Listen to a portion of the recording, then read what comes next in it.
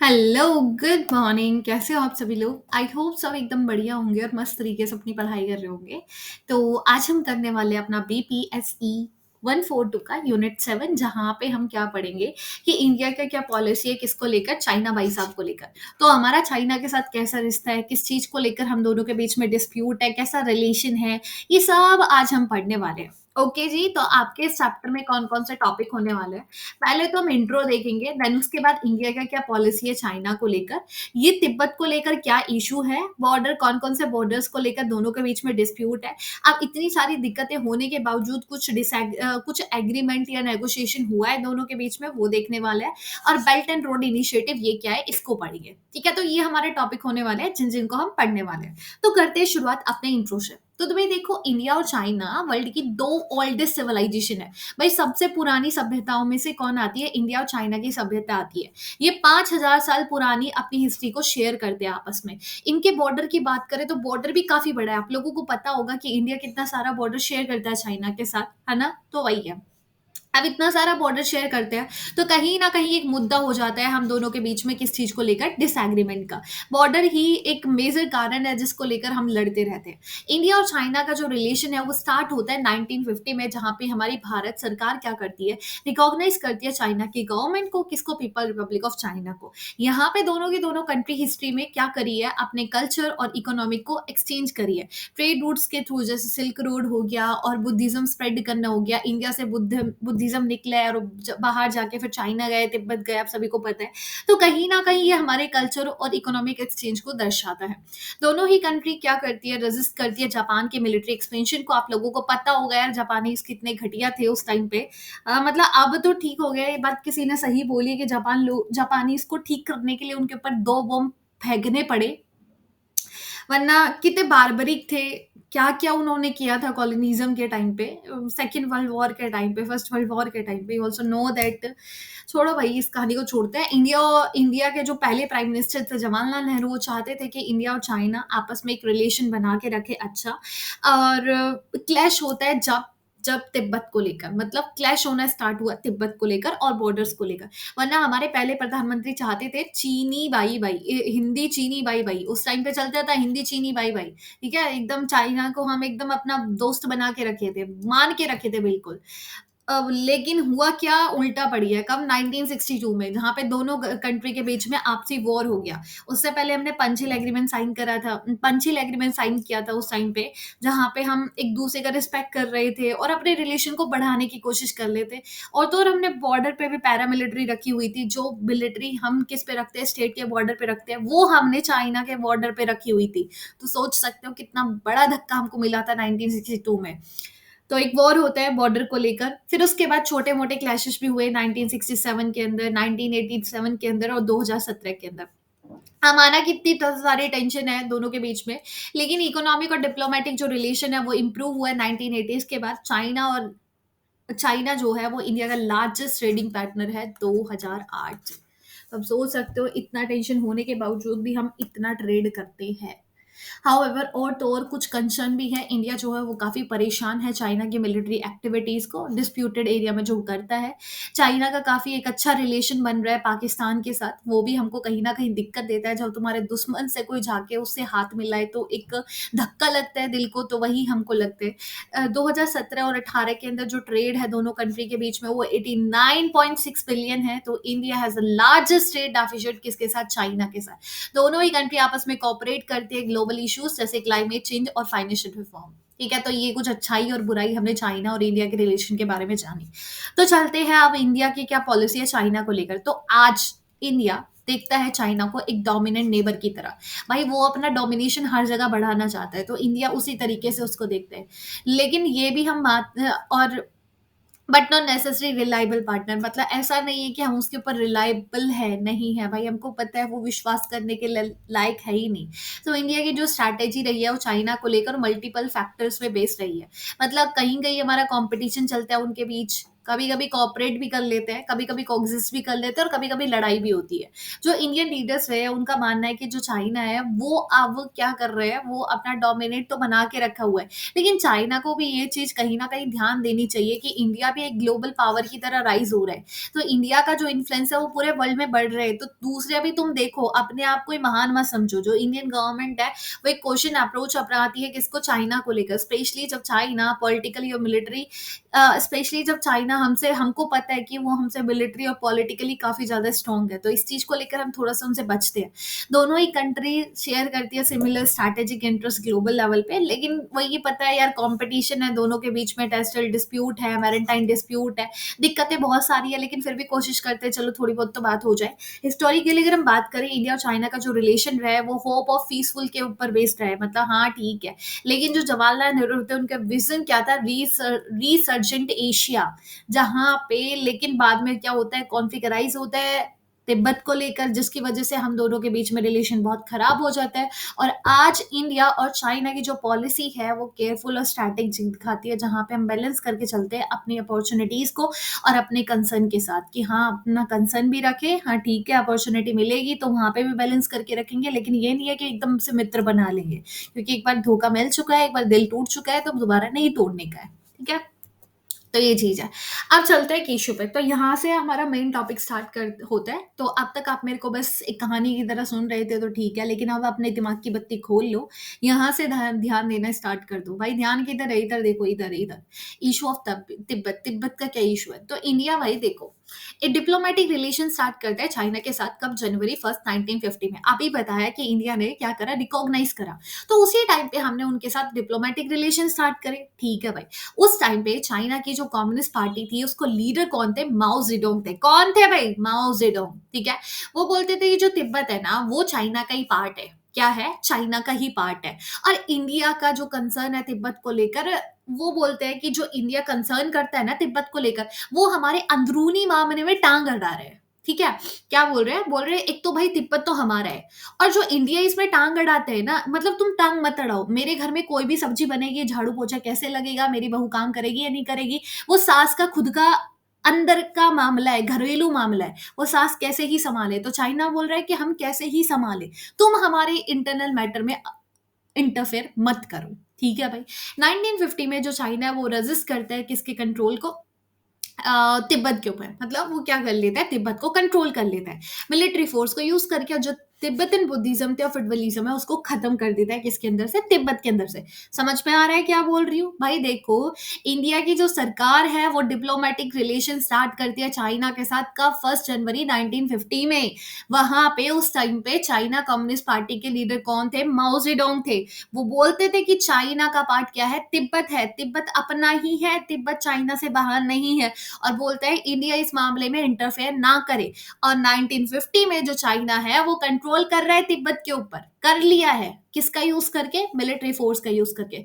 वहां पे Tibetan Buddhism और फेडरलिज्म दोनों को खत्म कर देता है। इतनी बात बोली है, ध्यान किधर है तुम्हारा? बोला ना बत्ती खोल के रखो।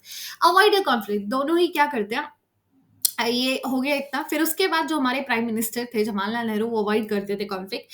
वो इन्फॉर्म कर रहे थे चाइना को कि देखो हमको भाई ये जमीन को लेकर कोई लालच नहीं है। अरे तुम क्या सोच रहे हो भाई? हमने बोला चाइना को, ये तुम क्या सोच रहे हो, हमको कोई जमीन को लेकर लालच वालच नहीं है, लेकिन हम सिर्फ चाहते हैं कि तुम ट्रेडिशनल जो ट्रेडिंग राइट है तिब्बत के साथ, वो हम चाहते हैं अपना, वो मेंटेन करके रखे। अब 1951 के अंदर जो तिब्बतियन डेलीगेट्स थे वो साइन करते हैं एक एग्रीमेंट, जहां पे वो चाइना की सॉवरेनिटी को रिकॉग्नाइज कर लेते हैं। लेकिन वो गारंट करते हैं किस चीज को? चाइना के तिब्बत के अंदर पॉलिटिकल और सोशल सिस्टम एग्जिस्ट करेगा। ठीक है, और तो और चीजें जब चेंज होना स्टार्ट होती है जब इंडिया अपना एक नया मैप क्या करता है? पब्लिश करता है। तो अभी तो ये तिब्बत को लेकर थोड़ा बहुत चल रहा था, ठीक है। उसी बीच में इंडिया क्या करता है? अपना एक नया मैप पब्लिश करता है। भाई हम आजाद हुए, हम अपना नया मैप बना रहे हैं। ब्रिटिश लोगों का क्या, वो तो कुछ भी बना के चले गए। तो फिर वही क्या करते हैं, हम अपना मैप तैयार करते हैं, जहां पे हम एक्साइचन वाले एरिया को अपना पार्ट बताते हैं। भाई देखो, एक्साइचन वाला अपना वाला पार्ट है, तो इसलिए हमने अपने मैप में डाला। बाद में जो इंडिया है वो देखता है कि चाइना है भाई, उसके ऊपर रोड बना रहे हैं। अभी तो हम मैप के अंदर डाले कि ये हमारा एरिया, तो तुम रोड कैसे बना सकते हो? तो इस चीज को लेकर आपस में बॉर्डर क्लैश स्टार्ट हो जाते हैं, और इस चीज को प्रोटेस्ट करते हैं कौन? इंडिया। ठीक है। 1959 के अंदर जो चाइना के प्रीमियर थे कौन, जाओ इनलाइ, वो नेहरू जी को एक लेटर लिखते हैं, बोलते हैं कि देखो भाई जो चाइना है वो मैकमोहन लाइन को रिकॉग्नाइज नहीं करता है। मतलब जो लाइन है, बॉर्डर है दोनों के बीच में, जो 1914 के अंदर शिमला कन्वेंशन के थ्रू बॉर्डर डिफाइन किया गया था, उसको हम रिकॉग्नाइज नहीं करते। कौन बोलते हैं? चाइना के प्रेसिडेंट बोलते हैं नेहरू जी से। उसी टाइम दलाई लामा जो कि एक स्पिरिचुअल पॉलिटिकल लीडर थे तिब्बत तिब्बत के, वो क्या करते हैं, वो इंडिया के अंदर असाइलम लेने के लिए आ जाते हैं धर्मशाला हिमाचल प्रदेश के अंदर। बहुत सारे उनके साथ तिब्बतन रिफ्यूजीज आ जाते हैं, कहाँ पे रहने लगते हैं, इंडिया के अंदर, पर्टिकुलरली कहाँ पे, हिमाचल प्रदेश और कर्नाटक के अंदर। अब यहाँ पे चाइना बोलता है कि देखो भाई तुम कैसे तिब्बत के लीडर और उनके रिफ्यूजीज को अपने यहाँ पर जगह दे रहे हो, तुम तो मतलब हमारे इंटरनल मैटर में इंटरफेयर कर रहे हो, है ना, तुम क्या कर रहे हो, एक्सपेंशनिज्म कर रहे हो, तुम तो इंपेरियलिज्म कर रहे हो। ये क्लेम करता है कौन, चाइना हमारे ऊपर, बोलता है तुम तो तिब्बत के अंदर इंपेरियलिज्म कर रहे हो, एक्सपेंशन कर रहे हो, जिसकी वजह से, और वो बोला कि, और उन्होंने क्लेम किया कि जो इंडिया का मैप है 104 किलोमीटर और territory as a part of its sovereignty, हाँ क्लेम करता है, और चाइना डिमांड करता है कि वो इस बॉर्डर को पूरा लेके रहेगा। और ये इशू एक मेजर पॉइंट रहा है किसके, टेंशन को लेकर। मतलब वो डिमांड करता है कि इंडिया जो है रेटिफाई करे अपने पूरे एरिया को, अपने पूरे बॉर्डर को, वो दोबारा से बदले, जो उसने मैप में डाला है उसको हटाए वहां से, क्योंकि वो अपना एरिया है। कौन बोलता है? चाइना बोलता है। और यहीं से हम दोनों के बीच में एक टेंशन होना स्टार्ट होता है। तो आपने देखा तिब्बत का इशू क्या था। ओके, अब स्टार्ट करते हैं बॉर्डर इशू। भाई दोनों कंट्री में कौन सा बॉर्डर को लेकर इशू है? अगर हम बॉर्डर इशू की बात करते हैं चाइना और इंडिया का, तो वो छोटा सा बॉर्डर इशू है, लेकिन भाई वो एक बहुत बड़ी दिक्कत बन जाती है हमारे लिए, काफी इंटेंस बन जाता है, क्योंकि कॉन्फ्लिक्ट जो है उसके में हमेशा चाइना की विक्ट्री रही है। बोला कि चाइना की विक्ट्री रही है डिसेंस से, हमको पता है चाइना हमसे मिलिटरली पावरफुल है। चाइना की जो फोर्स है उसने इंडिया के आर्मी को 48 किलोमीटर दूर पहुंचा दिया, कहाँ से, असम से, असम के प्लेन एरिया पे, मतलब वहां पे कंट्रोल कर लिया। चाइना ने कंट्रोल किया स्ट्रैटेजिक एरिया में, कहाँ पे, एक साइचिन वाले में, डैमचोक वाले एरिया में, जो कि लद्दाख के अंदर है, नेफा वाला एरिया। इसके बाद जो चाइना है वो डिक्लेयर करता है सीज फायर कब, 21 नवंबर 1962 को, क्लेम करता है कि वो 20 किलोमीटर दूर पहुंच चुका है किससे, क्लेम लाइन से। लेकिन इंडिया इस चीज को एग्री नहीं करते हैं उनके क्लेम को कि भाई तुमने तो कब्जा कर लिया है, ठीक है। इस जब वॉर चल रहा था, इंडिया और चाइना का जो रिलेशन है वो बदतर से बदतर हो चुका था 1960s और अर्ली 1970s में। चाइना और पाकिस्तान का रिलेशन उस टाइम पे बढ़ रहा था। 1965 में वॉर हुआ इंडिया और पाकिस्तान का, जहां पे चाइना किसको सपोर्ट कर रहा है, पाकिस्तान को, मतलब हमारा वॉर हो रहा है हमारे दुश्मन के साथ, और चाइना जिसको हम 1961 में अपना सखा मित्र बोल रहे थे, हिंदी चीनी भाई भाई बोल रहे थे, वो हमारे दुश्मन को सपोर्ट कर रहे हैं। अब 1967 से लेके 1971 में चाइना क्या करता है, बिल्ड करता है एक रोड, किस पे, डिस्प्यूटेड एरिया में, जो ऑलरेडी डिस्प्यूट है उसके ऊपर तुम रोड बना रहे हो, जो कि कनेक्ट करते हैं इंजियांकिंग चाइना के अंदर है, वो पाकिस्तान तक जाता है वो रोड, जिसको इंडिया प्रोटेस्ट करता है। चाइना बोलता है कि हाँ, चाइना और तो और प्रोपोगेंडा भी फैलाता है इंडिया के अगेंस्ट, और बोलता है कि देखो और तो और इंसर्जेंस जो ग्रुप है उनको सपोर्ट करता है नॉर्थ ईस्ट इंडिया के अंदर, और तो और बोलता है कि जो इंडिया है वो हेल्प करता है काम्पा रिबेल, जो कि कहाँ पे होता है, तिब्बत के अंदर, उसी के पीछे इंडिया का हाथ है। तो ये सारे एलिगेशन कौन लगाता है? चाइना लगाता है हमारे ऊपर। 1967 में दो और कन्फ्रंटेशन होती है इंडिया और चाइना के बीच में, कहाँ पे, सिक्किम के अंदर। नथुला इंसिडेंट जो कि सितंबर में हुआ था, और चाल चुआला इंसिडेंट जो कि अक्टूबर में हुआ था। इन नथुला इंसिडेंट के अंदर जो चाइना ट्रूप है वो ओपन फायर कर देती है किसके ऊपर, इंडियन सोल्जर्स के ऊपर, जिसकी वजह से हाफी heavy exchange of artillery fire होती है, और हमारे 62 इंडियन सोल्जर की डेथ होती है। इन चाउला इंसिडेंट के अंदर दोनों ही साइड से हैवी फायर होती है, जिसकी वजह से दोनों ही तरफ से काफी ज्यादा हमको कैजुअलिटी दिखती है। तो ये हमको इसके अंदर दिखा है। 1971 के अंदर इंडिया साइन करता है peace of treaty friendship cooperation, किसके साथ, सोवियत यूनियन के साथ। और दूसरी तरफ चाइना सपोर्ट कर रहा था किसको, पाकिस्तान को, 1971 वॉर में। तो हमने किससे मदद ली, यूएसएसआर से ली। स्ट्रॉन्ग कन्फेडरेशन होने के बाद भी चाइना जो है वो मिलिट्री इंटरफेयर नहीं करा, मतलब इतना कुछ बोला, उसने मिलिट्री इंटरफेयर नहीं करा, लेकिन उसने पाकिस्तान को सपोर्ट करा। ओवर द टाइम जो दोनों ही कंट्री है वो काम करती है अपने इकोनॉमिक और मिलिट्री रिलेशन इंप्रूव करने में। रेगुलरली मीटिंग होती है, डिस्कशन होती है, जहाँ पे बायलैटरल जितना भी इशू उसको रिजॉल्व करें। लेकिन वही पता है यार, डिस्प्यूट है तो है, अब क्या ही कर लेंगे। है ना? जब मन में ऑलरेडी एक दुःख होता है, तो तुम बड़ी-बड़ी बातें करके क्या ही मिल जाएगा? नेगोशिएशन और एग्रीमेंट, क्या कुछ नेगोशिएट हुआ है दोनों के बीच में? तो रिबिल्डिंग रिलेशन 1977-1979 के अंदर इंडिया और चाइना डिसाइड करते हैं कि वो अपना रिलेशनशिप इम्प्रूव करेंगे। 1978 के अंदर हमारे प्राइम मिनिस्टर कौन? अटल बिहारी वाजपेयी, इंडिया के जो लीडर थे, वो विजिट करते हैं चाइना को। 1979 के अंदर वो एग्री करते हैं कि हाँ ठीक है, हम बॉर्डर इशू को लेकर बात करेंगे, लेकिन वो होता है कि बात करने से कुछ नहीं होता। मिलिट्री एंड बॉर्डर इशू 1980 के अंदर जो इंडिया है वो इम्प्रूव करता है अपने मिलिट्री प्रेजेंस कहाँ पे? डिस्प्यूटेड एरिया में। इंडिया और चाइना आपस में बात करना स्टार्ट करते हैं, लेकिन इससे कुछ प्रोग्रेस हमको नहीं दिखता है। राजीव गांधी जब हमारे प्राइम मिनिस्टर बने थे, वो क्या करते? चाइना को विजिट करते हैं, और उनका जो विजिट था कहीं ना कहीं ये दोनों के बीच में रिलेशनशिप को इम्प्रूव करता है। दोनों ही कंट्री एग्री करती है कि आपस में मिलकर काम करेंगे, फिर रेजोल्यूशन निकालेंगे बॉर्डर डिस्प्यूट को लेकर, और एग्रीमेंट साइन होता है ट्रेड और कल्चर को लेकर।